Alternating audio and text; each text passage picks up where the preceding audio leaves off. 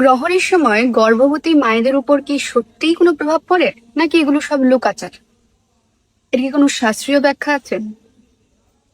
আগামী 7 সেপ্টেম্বর 2025 রোজ রবিবার চন্দ্রগ্রহণ দৃশ্যমান বাংলাদেশ এবং ভারত সহ বিশ্বের বিভিন্ন দেশে। তাই সতর্কতার সাথে এই গ্রহণ অবশ্যই সকলের পালনীয়, বিশেষত যারা গর্ভবতী মায়েরা রয়েছে। এই সময়টা সবচেয়ে বেশি যাদেরকে প্রভাবিত করে তারা হচ্ছে গর্ভবতী মা।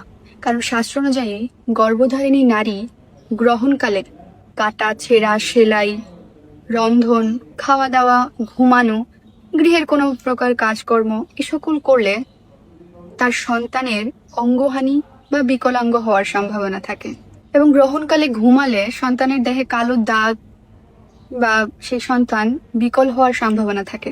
তাই স্কন্ধপুরাণে মায়েদের জন্য অধিক পরিশ্রম বা ধারালো কোনো কিছু ব্যবহার না করার নির্দেশ দেওয়া হয়েছে। এই সময়টাতে ভগবানের নাম বেশি করে স্মরণ করার কথা বলা হয়েছে, তার লীলা মহিমা শ্রবণ করার কথা বলা হয়েছে। কারণ এই সময়টাতে মায়েরা যা কিছুই করবে তার প্রভাব সম্পূর্ণরূপে সন্তানের উপর পড়বে। ভালো কিছু করলে সেই ভালোর প্রভাব পড়বে, খারাপ কিছু করলে তার প্রভাবও সন্তানের উপর অধিক পরিমাণে পড়বে।